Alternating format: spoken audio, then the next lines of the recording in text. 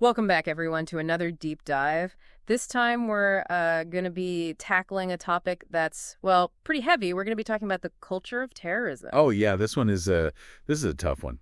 We're going to be looking at, how terrorism is defined, who benefits from that definition, and how these narratives get shaped to they control our understanding of these really complicated issues. And to guide us through this, well, it can be a really dense landscape. We're going to be looking at Noam Chomsky's Culture of Terrorism. Oh, Chomsky, right to the point as always. He really pulls no punches. No, he does not, which is why it's such a great read. And, right off the bat, Chomsky starts by examining how the Reagan administration, they labeled terrorism a plague, but then at the same time, they were engaging in activities in Central America that a lot of people would consider state-sponsored terrorism. Yeah, it's key to understanding Chomsky's argument, I think.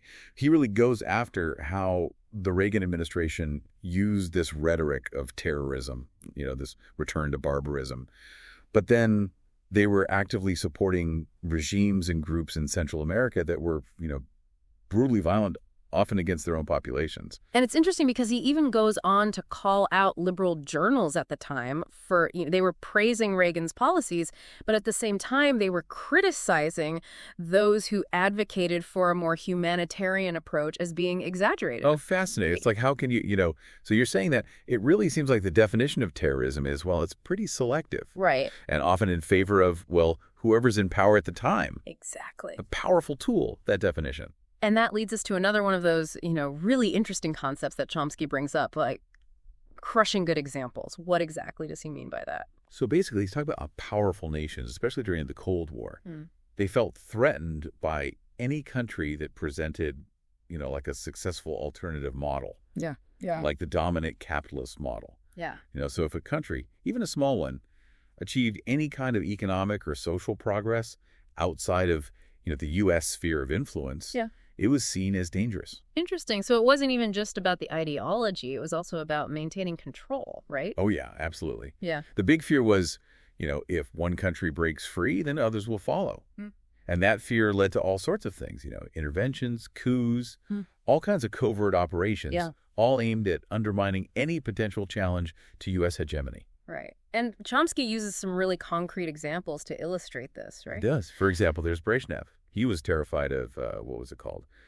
Euro-communism, where communist parties in Western Europe were, getting more and more popular. They were challenging the Soviet Union's hold on the Eastern Bloc. Then there's Kissinger. Always got to talk about Kissinger. He was really worried about Allende's Chile. That was where a democratically elected socialist government was putting in place policies that threatened U.S. corporate interests in the region. So what Chomsky seems to be saying is that this fear of good examples, as he comes it, led to a whole pattern of intervention and suppression, even in cases where the threat was, well, more perceived than real. Exactly. It's almost like any deviation from the U.S.-led global order didn't matter how threatening it actually was. Right. It had to be crushed, just to maintain that control and prevent any kind of alternative from spreading. Okay, so we're starting to see how this idea of a culture of terrorism is constructed. It's not just about the individual acts of violence. It's about the whole system of power. It defines what is acceptable and what's not, who the terrorist is and who the freedom fighter is. And, Chomsky, he also talks about the idea of change, of course. Oh, yeah, this is a good one. Which is often used to justify past actions by saying, oh, things are different now. We've got this new policy in place. But is that always the case? I mean, think about it. Yeah. Who hasn't heard, we may have made mistakes in the past, but now we've learned and we're doing things differently? It's so easy to say, but is it actually true? Well, that's what Chomsky argues. He says this change of course rhetoric is often a way to avoid taking responsibility and to kind of, obscure the fact that a lot of the underlying policies and practices actually haven't changed at all. And he brings up this, I thought this was interesting. He cites Charles Krauthammer, a very prominent neoconservative commentator. He was arguing that the U.S. had shifted its foreign policy focus to promoting democracy around the world. Democracy. The magic word. But then Chomsky points out, wait a minute. the U.S. continue to support all these oppressive regimes, and they continue to engage in interventions that completely undermine democratic movements. So you have this huge contradiction between what's being said and what's actually happening. Oh, totally. And that contradiction is right at the heart of Chomsky's analysis. Right. He's basically arguing that the U.S., a lot of times, they use the language of democracy and freedom, but it's really just to mask their own self-interest. Right. They're trying to maintain their global dominance. So it's really about control and power, not necessarily about spreading democracy. You got it. And this is where things start to get really, well, really interesting. Okay. Because Chomsky introduces this concept of the U.S. having a messianic mission to, spread democracy all over the world. Okay. But he also questions how sincere this mission really is, especially when you look at, what the U.S. government actually does. He brings up the 2006 Palestinian election as like a perfect example. So Hamas, a group that the U.S. considers a terrorist organization, wins a democratic election. And how did the U.S. and Israel respond? Right. Sanctions. And they try to just totally undermine this brand new democratically elected government. It seems like they only support democracy when it aligns with their interests. Pretty much. And Chomsky asks this really, really pointed question. Why is the U.S. so insistent on promoting democracy, especially in places where it's probably not going to succeed, while at the same time completely ignoring the crimes of their allies? Yeah, he really gets you thinking. He's suggesting that this whole messianic mission, it's really strong when it's unlikely to work, especially when it comes to addressing the crimes of, the folks who are aligned with the U.S. Okay, so we've got this selective definition of terrorism. We've got this crushing good examples. We've got this change of course rhetoric. And then we've got this messianic mission. Are you seeing a pattern here? Oh, absolutely. Chomsky is building this case that the whole war on terror, it's not just about responding to, random acts of violence. It's really connected to this much larger system of power. Right. It's about maintaining U.S. dominance. And controlling the narrative. Exactly. And this brings us to another big part of Chomsky's analysis, neoliberalism. So neoliberalism, it's a big, complicated topic, but basically it's an economic ideology that emphasizes free markets, deregulation, and privatization. And Chomsky connects this directly to the culture of terrorism. So how does he do that? Well, he argues that neoliberalism has created this global economic system. And in this system, powerful corporations, financial institutions, their interests come before the needs of regular people. Right. Like almost every time. He calls it the rise of a virtual Senate. The virtual Senate. Yeah, think about it. It's like a group of unelected people and institutions. But they have tons of influence over government policies, and they get to shape the entire global economic landscape. Can you give me an example of what that looks like in the real world? Okay, think about the International Monetary Fund or the World Bank. These institutions, they're heavily influenced by rich countries. Right. Yeah. And they often place these really strict conditions on loans to developing countries. They force these countries to adopt these neoliberal policies, things like austerity measures and privatization. And you know what? These policies can be devastating for local economies. You get job losses, social unrest, even violence. So Chomsky is suggesting that the economic policies that are promoted by the U.S. and its allies, under the banner of neoliberalism, they're actually creating conditions that contribute to instability and violence. And then that fuels the war on terror. Yeah, that's a big part of what he's saying. He doesn't say that neoliberalism directly causes terrorism, but he does say that it creates this environment where desperation, resentment, anger, all that stuff grows. And then it's much easier for extremist groups to, recruit and get support. It makes you think. It really challenges the way we typically think about, what causes terrorism in the first place. That's Chomsky for you. Always pushing us to think deeper, look beyond those simplistic narratives of good guys and bad guys, and really consider all these complex economic and political forces that, they shape the world that we live in. He says we can't understand terrorism without understanding these systems of power, the ones that allow it to emerge. So it's not just about individuals or groups committing acts of violence. It's about the structures that allow the violence to flourish. Exactly. Chomsky's whole analysis is about understanding context, history, power dynamics. He's asking us to move past the headlines and to look critically at what's going on in the world. And that's where the concept of historical engineering comes in. Chomsky argues that those in power, they're always manipulating history, to fit their own narratives. So it's like rewriting history textbooks. How does this historical engineering actually work? It's Well, it's a bit more subtle than that. It's more like selectively highlighting certain events and then downplaying others and, framing the whole thing to serve those who are already in power. Can you give us an example, like a specific example? Okay, so Chomsky, he quotes this guy, Thomas Bailey, a well-respected historian. And Bailey argued that statesmen, they often have to deceive the public. For their own good, of course. It's shocking, but it really illustrates how those in power, they see the truth as something that can be, well, manipulated. It is kind of disturbing when you think about it, how easily our understanding of the past can be, twisted to serve someone else's interests in the present. Right. And it shows how important it is to be, well, a critical thinker, to be aware of how those narratives get built. And Chomsky uses this perfect case study, the 1986 Iran-Contra scandal. Okay, remind me about that one. What exactly was the Iran-Contra scandal? Okay, so basically the Reagan administration, they secretly sold arms to Iran, which was a big no-no. They were violating congressional directives and an arms embargo. But then, get this, they used the profits from those arms sales to fund the Contras, the U.S.-backed rebels fighting against the Sandinista government in Nicaragua. So that was a pretty big deal. Like, people were really outraged, right? Oh, yeah. It was huge. A major scandal. Exposed the hypocrisy of the Reagan administration. Yeah. Claiming to be fighting against terrorism, but then doing this. But Chomsky, he says the real scandal wasn't the arms deal itself. It was that it distracted from, well, the larger issue of U.S. intervention in Central America. So the focus on Iran-Contra let the U.S. continue doing whatever they wanted in Central America, but with less attention. Yeah, pretty much. All that public anger about the scandal, it kind of overshadowed all the violence and suffering that was happening because of U.S. intervention in the region. And that is a classic example of historical engineering, shaping public perception, controlling what people think. So it's not just about actions, it's about how those actions are presented. And about language. Yeah. Chomsky talks about this too, how specific words and phrases get chosen, to frame events and to make opponents look bad. Like he points out how the term Contras was used instead of, terrorists to describe these U.S.-backed forces in Nicaragua, even though they were totally using violence against civilians. So the language is used to kind of manipulate our understanding of who the good guys are and who the bad guys are. Bingo. By using those terms, the media and the government, they can shape how the public sees things. And that makes it easier to justify things that people would normally find unacceptable. Okay, so let's talk about the Reagan Doctrine. That was basically U.S. foreign policy in the 80s, right?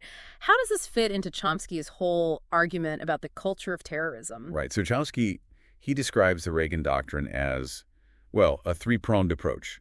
You've got transferring wealth to the rich, increasing state power, and then this super aggressive foreign policy, aimed at pushing back against Soviet influence all over the world. And that aggressive foreign policy often involved backing some pretty unsavory regimes, right? And those covert operations. Oh, yeah. The Reagan administration was giving military and financial support to, all kinds of right-wing dictatorships and rebel groups in Latin America, Africa, Asia. They often turned a blind eye to human rights abuses, and they would undermine democratic movements. Okay, so how does that tie back into this idea of a culture of terrorism? So by supporting those brutal regimes and doing all these covert operations, the U.S., they were kind of promoting a culture of violence. And this culture of violence, Chomsky argues, it comes back to bite you. It creates more instability, more resentment, more extremism. So the very things they were doing to fight terrorism were actually making it more likely. Exactly. It's like it creates a self-fulfilling prophecy. Yeah. The methods they were using were actually creating more of the very thing they were trying to eliminate. And then Chomsky, he goes really deep into the situation in Nicaragua where the U.S. was supporting the Contras. What's his take on that? So he just totally dismantles the whole freedom fighters narrative. The idea that the Contras were struggling against a communist dictatorship. He details how they had no real popular support. They were totally reliant on U.S. funding and training. And they were much more focused on attacking civilians than on, actual warfare. So he's challenging the idea that the U.S. was supporting a legitimate movement for democracy. Totally. He says the Contras were basically a U.S. proxy force, used to destabilize the Sandinista government and to prevent them from becoming, well, a successful example of, a socialist alternative. And that takes us back to that idea of crushing good examples, right? Bingo. Chomsky says the U.S. was so threatened by the possibility of a socialist government succeeding in Nicaragua that they were willing to back this brutal insurgency, even if it meant, tons of suffering. and going against their own claims about promoting democracy. He also criticizes the idea of free elections in U.S.-backed regimes, specifically in El Salvador. What's he saying there? So he points out that these elections, the ones held in El Salvador at that time, they were basically meaningless. The U.S.-backed military, they'd already destroyed any real opposition. Anyone who spoke up, they were targeted with violence and threats. So not exactly a free and fair democratic process. Nope. Chomsky argues that those elections were just for show. They wanted to legitimize this brutal regime, make it look like a democracy. But the reality was pretty awful. And Chomsky compares this with how the U.S. criticized elections in Nicaragua, right? They said those were unfair and rigged. Exactly. He's pointing out this double standard. Elections in countries aligned with the U.S., those are great, even if they're totally flawed. But elections in countries that challenge U.S. power, those are always bad, even if they're actually fair. So, again, it's about control, maintaining dominance, not actually about democracy. That's what Chomsky is getting at. He's saying the U.S. uses the language of democracy to justify their actions. But the real goal is, staying on top. And this brings us to another big piece of Chomsky's analysis. The media. He's not exactly a fan, is he? No, he's pretty critical of the mainstream media. He is. He accuses them of, being complicit, promoting the state's narrative, suppressing anything that challenges the accepted view. He gives all these examples of how the media downplayed or just straight up ignored the atrocities committed by U.S. allies in El Salvador and Guatemala. But then they focus super heavily on alleged human rights abuses in Nicaragua. So he's saying the media is not really doing their job, holding those in power accountable. Chomsky's point is that the media, they often act more like a mouthpiece for the state. They reinforce the dominant narrative, and they ignore anyone who disagrees. He points to the close relationship between the media and the government and how that affects the way information gets presented to the public. Didn't Chomsky talk about a New York Times editorial that really illustrated this? Oh, yeah. He talks about this New York Times editorial where they basically said, hey, the U.S. should tolerate a Marxist Nicaragua, but only if it followed certain conditions, like respecting human rights and not supporting any other revolutions. That sounds reasonable at first. What's Chomsky's issue with it? Well, Chomsky points out the hypocrisy. They're demanding that Nicaragua follow all these international agreements and norms, but the U.S. itself is violating those same agreements left and right. And they're supporting all these other repressive regimes around the world. Plus, they're obsessed with human rights abuses in Nicaragua, but they completely ignore way worse abuses in places like El Salvador and Guatemala, places that are allied with the U.S. It's that double standard again. Exactly. They demonize their enemies and justify their own actions. Yeah. And Chomsky argues that the media often helps them do it. They frame the debate in a way that reinforces the official story and shuts down alternative perspectives. This is pretty heavy stuff. Chomsky even brings up Nazi Germany at one point. Why does he do that? Yeah, that's a chilling comparison. He uses Nazi Germany as a warning. He's saying, look, even a civilized society can become barbaric, even if most people don't actually support the terrible things that are happening. He argues that most Germans during the Nazi era, they weren't all gung-ho about the regime's policies, but they stayed silent. They looked the other way while their neighbors were being persecuted and killed. Now proceed to fell it. Part 3 of 3 of the transcript. The host speaker, should not start this section of the show. Do not write anything other than the transcript. No sound effects, transitions, or nonverbal cues like chuckles and laughing, etc. There should be no breaks within this episode. Only start by writing #TTS the Deep Dive episode 2025-0111, part 3 of 3. Only write part 3 now, wrapping up the transcript nicely. Make sure each speaker is clearly identified in the transcript with a new line. Avoid using injustice unless denoting speaker tags. So he's saying we got to be careful, We can't just be apathetic. We can't just ignore injustice, even if it's happening to other people. So he's not saying that the U.S. is about to become Nazi Germany or anything. No, not at all. But he's saying that, well, those same things, those seeds of authoritarianism, that suppression of dissent, they can happen anywhere, even in a country that thinks of itself as, super democratic. Right. It's not like everyone in Nazi Germany was a card-carrying Nazi. Right, exactly. He makes a point of saying that most people probably didn't even support the awful things that were happening. But they didn't do anything. They just, went along with it, kept their heads down, while their neighbors were being rounded up. It's a scary thought that we can become so used to injustice that we don't even see it anymore. That's the danger. Chomsky's saying, look, we can't just sit back and watch. We have to speak up. When we see injustice, when we see people being mistreated. And he sees, like, those same patterns happening in the U.S., like with the crackdown on protests and stuff. Yeah. He points to things like, increased surveillance, loss of privacy, the crackdowns on protests, like you said.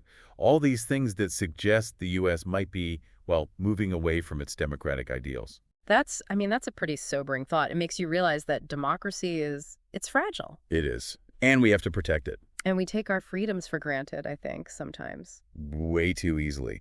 Chomsky really believes that for a democracy to work, the people have to be, involved. They have to be informed. They have to know what their government's doing. And they have to be able to speak their minds. Yeah. And hold those in power accountable. So it's not just about, voting every few years. It's about actually participating. All the time, yeah.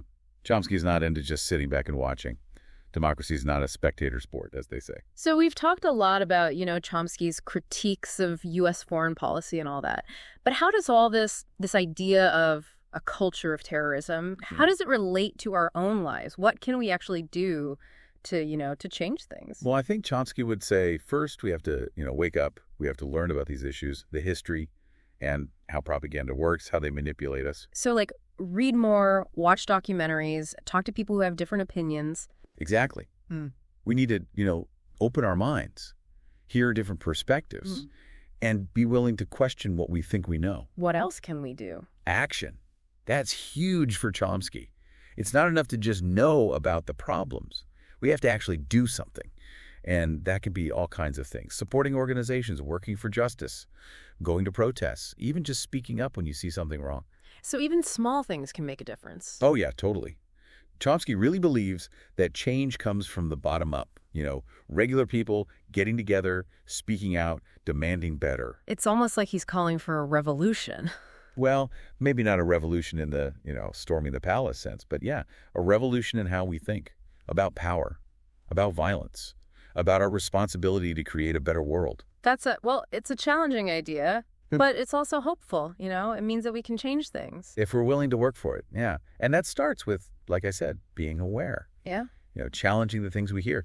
Chomsky's always saying the media is really powerful in shaping how we see the world. So don't believe everything you see on the news. Basically. Question everything. Look at different sources. Consider who's saying what and why.